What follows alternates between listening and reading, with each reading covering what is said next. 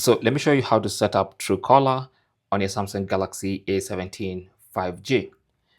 So the first thing you need to do is go to the Google Play Store and install Truecaller.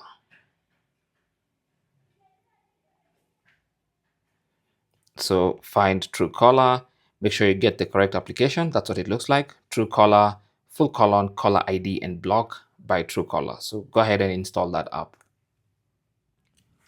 With the app installed, go ahead and tap on open to launch it. And then tap on get started.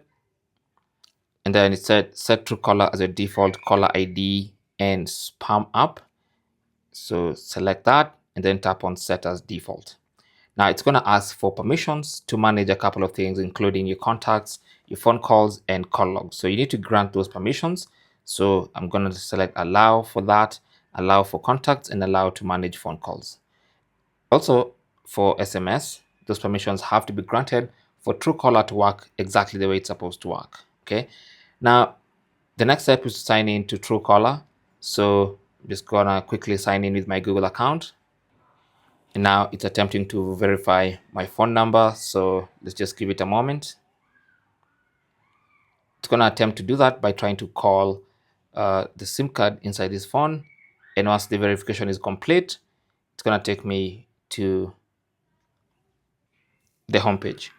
Now, there's going to be a tutorial here. So you can see, you can just skip that. Let me just skip all this. Tap on next, next, next. It's just basically a rundown of everything is supposed to be happening. So there's Truecaller. There's the homepage. It's going to try to make you upgrade to the premium, but I'm not going to do that for now. But that's it. That's now Truecaller. And now when people call you with random numbers, Truecaller will identify those phone numbers for you. It's really that simple. Thanks for watching and good luck.